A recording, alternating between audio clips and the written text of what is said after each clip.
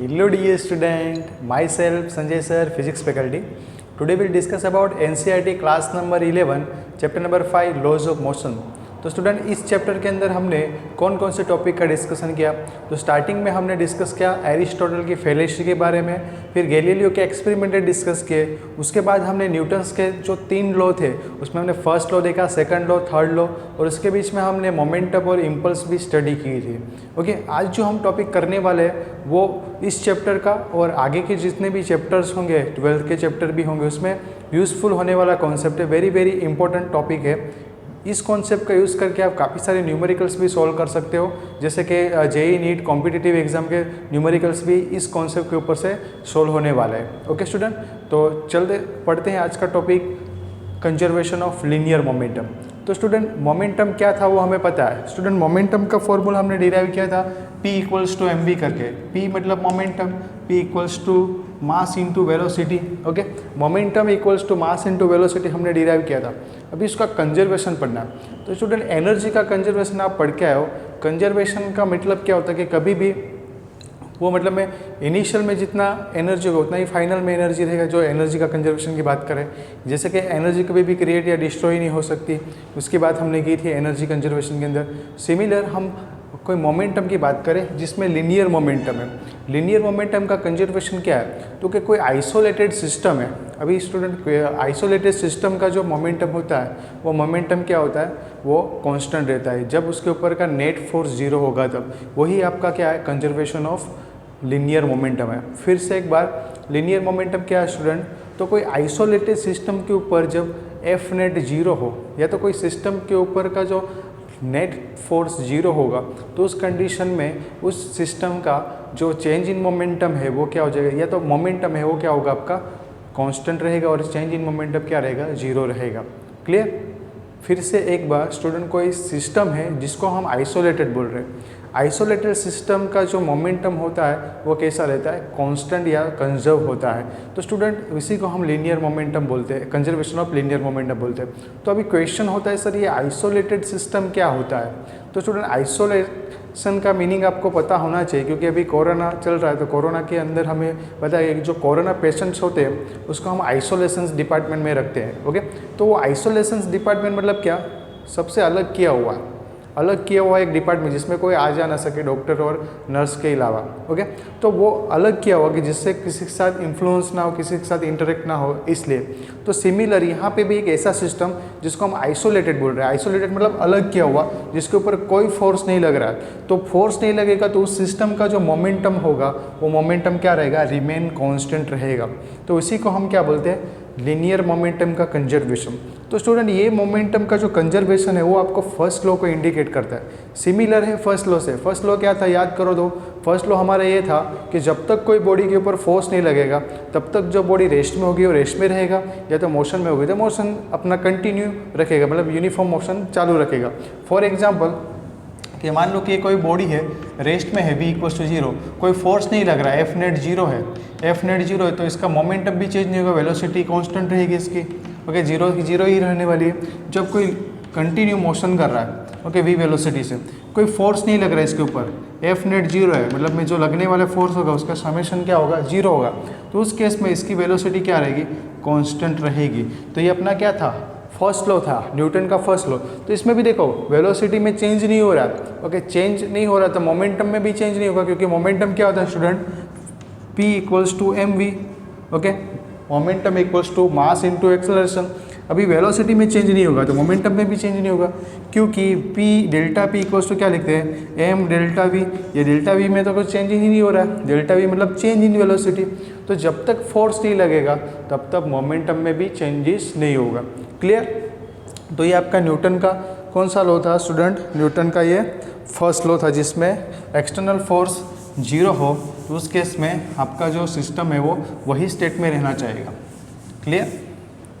तो चलो आगे बढ़ते हैं, मोमेंटम के थोड़ा डेरिवेशन के कुछ एग्जांपल्स ले लेते हैं जिससे आप इजीली समझ सको। तो चलो एग्जांपल ले लेते हैं यहाँ पे। पहले तो हम यहाँ पे जो बात कर रहे हैं कि जो फोर्स एफ नेट, आपका एफ नेट 0 हो तो उस केस में मोमेंटम क्या होता है, कांस्टेंट होता है। तो वो कैसे प्रूव करें, तो हमें पता है न्यूटन का कौन सा लॉ, सेकंड लॉ। तो अकॉर्डिंग न्यूटन सेकंड लॉ क्या है स्टूडेंट? सेकंड लॉ, तो सेकंड लॉ में पता है कि जो फोर्स होता है वो फोर्स किसके प्रपोजल होता है? तो क्या rate of change of momentum. Rate of change of momentum मतलब क्या होता है? Delta P by delta T. ये फॉर्मूला हमें पता है, delta P by delta T. Rate of change of momentum is directly proportional force. तो यही तो हमारा न्यूटन का सेकंड लॉ था। तो स्टूडेंट ये यहाँ का आपका एफ नेट जीरो होगा, तो एफ नेट जीरो होगा तो उस केस में आपका डेल्टा पी क्या होगा? Delta P equals to be zero होगा। डेल्टा पी जीरो का मतलब क्या होता है? तो कि P final minus P initial भी क्या होगा? जीरो। मतलब ये डिफरेंस आपका क्या है? चेंज है ना, ये वाला। तो यहाँ पे आप लिख सकते हो P final equals to P initial, मतलब में आपका मोमेंटम क्या हो गया? Constant. Okay, P equals to constant, momentum क्या हो गया? कांस्टेंट। ओके, जब तक कोई F net external force zero होगा तब तक आपका बॉडी का मोमेंटम क्या होगा? कांस्टेंट रहेगा। वेलोसिटी में कोई चेंज नहीं हो रहा है, तो उसी को हम क्या बोलते हैं स्टूडेंट? लीनियर मोमेंटम का कंजर्वेशन या तो conservation of linear momentum. Clear? तो स्टूडेंट देखो कि लीनियर मोमेंटम का जो कंजर्वेशन है वो फर्स्ट लॉ से भी आप समझा सकते हो, सेकंड लॉ से भी। फर्स्ट लॉ के ऊपर हमने डिस्कस किया, ये सेकंड लॉ के ऊपर से कि मोमेंटम कांस्टेंट था। अभी कोई डे टू डे लाइफ का एग्जांपल ले लेते हैं। चलो, एक फेमस एग्जांपल है राइफल वाला, राइफल और बुलेट का। सिंपल गन और बुलेट बोलो तभी भी कोई प्रॉब्लम नहीं है। तो राइफल और बुलेट का एक एग्जाम्पल लेते हैं। मान लो कि मेरे पास कोई एक राइफल है, फॉर एग्जाम्पल थोड़ा कलर चौक ले लेते हैं अच्छे से रिप्रेजेंट करने के लिए। मान लो कि मेरे पास ये एक बुलेट है। ओके, बुलेट नहीं सॉरी राइफल है, या तो गन बोल देते हैं। ओके, ये मेरे पास गन है और ये इसका ट्रिगर। ओके, अभी इनिशियल में जो बुलेट है, मान लो कि ये बुलेट है, बाहर निकल रही है एक बुलेट। अभी एक काम करते हैं, इस बुलेट को अंदर रखते हैं, एक बुलेट को। ओके, ये वाली जो बुलेट है अभी इनिशियल में क्या है? तो चलो इनिशियल की बात करें हम, कोई फोर्स नहीं लगा रहे। ओके, जब कोई फोर्स नहीं लगा रहे, ट्रिगर को हम दबा नहीं रहे, उस केस में कोई फोर्स नहीं लग रहा, राइफल के ऊपर भी और बुलेट के ऊपर भी। तो इनिशियल मोमेंटम की बात करें, बुलेट के मोमेंटम की बात करें या तो राइफल की, बुलेट की, ये राइफल है आपका। तो राइफल का जो मोमेंटम होगा वो क्या होगा? P R equals to zero. क्यों P R equals to zero? क्योंकि पता है P equals to M V होता है। ओके, ये राइफल का मास तो है एम आर जितना, लेकिन वेलोसिटी क्या है? जीरो है इनिशियल केस में।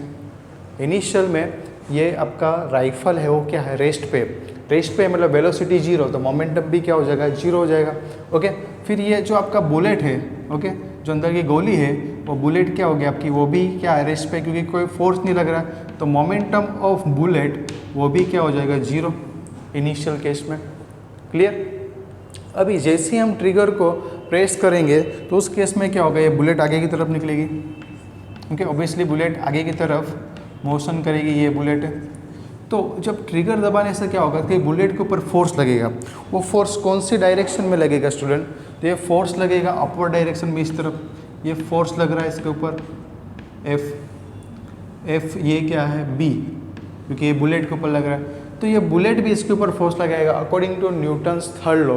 ओके, एक्शन रिएक्शन फोर्स, कि यहाँ पे बुलेट के ऊपर action force F B positive X direction में लग रहा है, तो ये बुलेट भी इसके ऊपर, राइफल के ऊपर पीछे की तरफ नेगेटिव एक्स डायरेक्शन में फोर्स लगाएगा, जिसको हम रिएक्शन फोर्स बोलते थे। न्यूटन का सेकंड लॉ हमने लास्ट वीडियो लेक्चर में देखा था, जिसमें क्या न्यूटन का थर्ड लॉ क्या था? तो क्या एक्शन और रिएक्शन जो है वो क्या होते हैं?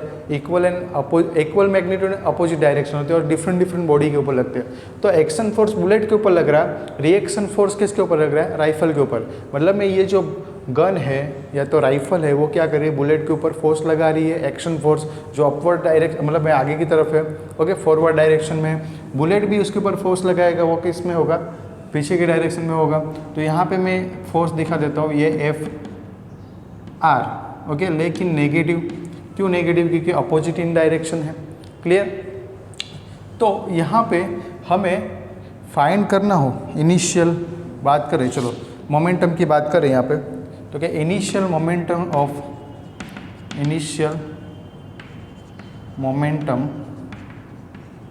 ऑफ सिस्टम कि मैं ये बुलेट और राइफल को एक सिस्टम कंसिडर करूँ तो उसका इनिशियल मोमेंटम क्या होगा। स्टूडेंट सिस्टम किसको बोला जाता है, आपको ये चीज़ याद रखनी, सिस्टम किसको बोलेंगे, पार्टिकल किसको बोलेंगे, बॉडी किसको बोलेंगे, वो आपको पता होना चाहिए। स्टूडेंट सिस्टम मतलब जिसके ऊपर हम ऑब्जर्वेशन कर रहे हैं, जिसमें एक दो से ज़्यादा या तो एक से ज़्यादा पार्टिकल्स हो या तो बॉडीज़ हो, तो उस पूरे को हम क्या बोलते हैं, सिस्टम बोलते हैं। फॉर एग्जांपल आप थिएटर में मूवी देखने गए तो थिएटर के अंदर हम ऑब्जर्वेशन करें तो थिएटर आपका क्या होगा, सिस्टम हो गया। ओके, या तो कोई ऐसा मतलब में बॉडी जिसके ऊपर आप ऑब्जर्वेशन कर रहे हो, ओके, तो वो आपका क्या हो जाएगा, सिस्टम, जिसके अंदर डिफरेंट डिफरेंट पार्टिकल्स का सिस्टम बनेगा। क्लियर। तो सिस्टम मतलब एक ऑब्जर्वेशन का जो प्लेस होता है उसको हम सिस्टम बोलते हैं, मतलब जहाँ पे हम ऑब्जर्वेशन कर रहे हैं, ओके, जिसके ऊपर ऑब्जर्वेशन कर रहे हैं उसको हम सिस्टम बोलते हैं। तो हम सिस्टम किसको बोल रहे हैं यहाँ पे, बुलेट और राइफल को, जिसके ऊपर हम ऑब्जर्वेशन कर रहे हैं और वो आइसोलेटेड है, मतलब में एक्सटर्नल फोर्स नहीं लग रहा है यहाँ पे। ओनली कौन सा फोर्स लग रहा है, बुलेट से राइफल के बुलेट से राइफल के ऊपर और राइफल से बुलेट के ऊपर जो फोर्स लग रहा है वही। ओके, एक्सटर्नल कोई फोर्स नहीं लग रहा, मतलब ये अलग किया हुआ एक सिस्टम है जिसको हम बोलते हैं आइसोलेटेड सिस्टम। तो उस सिस्टम का इनिशियल मोमेंटम क्या होगा स्टूडेंट, तो इनिशियल मोमेंटम फाइंड करें तो initial momentum of rifle plus initial momentum of bullet क्या है, दोनों जीरो है। ओके, ये आपका इक्वेशन नंबर 1। ये इनिशियल मोमेंटम आपको दिख रहा है कि इनिशियल में कोई मोमेंट ही नहीं है, कोई मोशन ही नहीं है, कोई फोर्स ही नहीं लग रहा है, तो मोमेंट भी जीरो है इनिशियल में। देखो यहाँ पे मैंने प्रूव किया। अभी फाइनल मोमेंटम निकालते हैं बुलेट और राइफल का, तो उस केस में क्या होगा, चलो मैं यहाँ पे थोड़ा डेरिवेशन कर देता हूँ। यहाँ पे लिखते हैं final momentum of the system, वो क्या होगा, चलो चेक करते हैं। तो वो निकालने के लिए हम यूज़ करते हैं न्यूटन का second law, according Newton second law. तो स्टूडेंट सेकंड लॉ आपको पता ही है क्या है सेकंड लॉ, तो कि F is directly proportional delta P by delta T है। ओके, हमें मोमेंटम निकालना है, तो यहाँ पे हम चेंज इन मोमेंटम को सब्जेक्ट बना दें तो हमारे पास फॉर्मूला बनेगा F delta T equals to delta P, ये रिलेशन आए। तो चलो केस नंबर 1 ले लेते हैं। केस नंबर वन किसके लिए है, तो क्या पहले राइफल के लिए हम मोमेंटम निकालते हैं, फाइनल मोमेंटम। तो फाइनल मोमेंटम के लिए हमारे पास ये फॉर्मूला है, तो इसको मैं ऐसा लिख सकता हूँ स्टूडेंट, डेल्टा पी को पी फाइनल या तो P final minus P initial equals to F delta T, ऐसे लिख सकते हैं ना, क्योंकि डेल्टा का मतलब वही चेंज होता है। चेंज मतलब फाइनल माइनस इनिशियल, मोमेंटम का चेंज है मतलब final momentum minus initial momentum into F delta T. अभी स्टूडेंट मुझे राइफल का मोमेंटम निकालना हो तो मैं राइफल के मोमेंटम के लिए मैं यहाँ पे क्या लिखूँगा, राइफल के मोमेंटम के लिए P R days minus P are, ये राइफल का फाइनल मोमेंटम है जिसको मैं पी आर डेस से डिनोट कर रहा हूँ, और पी आर है जो उसका इनिशियल मोमेंटम है। यहाँ से देखो P final minus P initial, similar यहाँ पे P final minus P initial, rifle का फाइनल मोमेंटम माइनस राइफल का initial momentum equals to F delta T. लेकिन स्टूडेंट राइफल के ऊपर फोर्स कहाँ लग रहा है, ओके, पीछे की तरफ लग रहा है बैकवर्ड डायरेक्शन में, तो यहाँ पे साइन कौन सी आएगी, माइनस। Okay, clear. अभी देखो यहाँ पे स्टूडेंट कि ये जो माइनस साइन मैंने दिखाई है यहाँ पे, तो यहाँ पे F delta P dash R minus P R है, उसमें पी आर आपका इनिशियल मोमेंटम ऑफ राइफल है, लेकिन इनिशियल मोमेंटम ऑफ राइफल क्या था, जीरो था। तो मैं यहाँ पे वैल्यू पुट करूँ तो P R dash equals to मेरे पास क्या आएगा, एफ डॉट डेल्टा टी, लेकिन माइनस साइन इंडिकेट करी कि वो पीछे की तरफ फोर्स लग रहा है। जो बुलेट के वजह से राइफल के ऊपर फोर्स लग रहा है पीछे की तरफ, मतलब में हम गन से शूट कर रहे हैं, तो आप लोगों ने मूवी के अंदर भी देखा होगा कि जब कोई बंदा क्या करता है, बुलेट मतलब में फायर करता है, तो उस केस में क्या होता है, उसका हैंड पीछे की तरफ जाते हैं, मतलब में वो फोर्स लग रहा है किसके ऊपर, गन के ऊपर, राइफल के ऊपर फोर्स लग रहा है। तो पीछे की तरफ जो थ्रस्ट लग रहा है वो क्या है, तो उसको रिकॉल बोलते हैं कि बुलेट के वजह से राइफल के ऊपर जो फोर्स लगता है बैकवर्ड डायरेक्शन में, उसको क्या बोलते हैं, रिकॉइल बोलते हैं। ओके, तो ये आपके मान लो कि इक्वेशन नंबर आपका ए है। सिमिलर मुझे केस नंबर 2 मतलब मैं फोर्स निकालना है किसके ऊपर, सॉरी मोमेंटम निकालना है सेकंड बुलेट का, फाइनल मोमेंटम निकालना है। तो फाइनल मोमेंटम निकालने के लिए मैं यहाँ पे लिख सकता हूँ P B dash minus P B equals to F delta T. Clear? देखो यहाँ पे भी मैंने किया मुझे मोमेंटम निकालना फाइनल मोमेंटम ऑफ बुलेट, तो initial momentum P B, final momentum P B dash है। तो मैंने फॉर्मूला कौन सा यूज़ किया, फॉर्मूला यूज़ किया मैंने न्यूटन का सेकंड लॉ का। सेकंड लॉ क्या बोलता है, तो कि delta B by delta T का जो रेशियो है वो किसके बराबर होता है, फोर्स के बराबर। यहाँ पे मैं डेल्टा पी को सब्जेक्ट बनाया, डेल्टा पी क्या है, तो कि फाइनल माइनस इनिशियल मोमेंटम। तो बस ये final momentum of bullet minus initial momentum of bullet. लेकिन इनिशियल मोमेंटम स्टूडेंट क्या है आपका, जीरो है बुलेट का, क्योंकि इनिशियल में कोई मोमेंट मतलब फोर्स ही नहीं लग रहा, मोशन ही नहीं कर रहे, तो वेलोसिटी जीरो, तो मोमेंटम भी जीरो, क्योंकि P इक्वल्स टू mv होता है। क्लियर?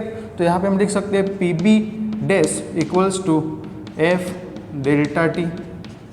यह है आपके पास इक्वेशन नंबर बी।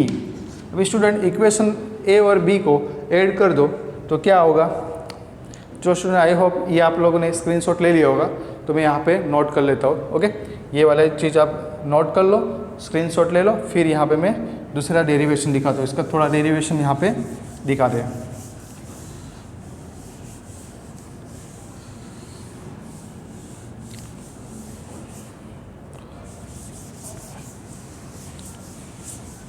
ओके, चलो हमारे पास इक्वेशन ए और बी दिख रहे हैं, तो from equation A and B, okay, equation A और बी को ऐड करें तो हमारे पास फॉर्मूला आएगा पी आर डैश, वेक्टर है, vector P R dash plus vector P B dash equals to, यहाँ पे देखो ये आपके पास minus F vector delta T plus F vector delta T, ये है।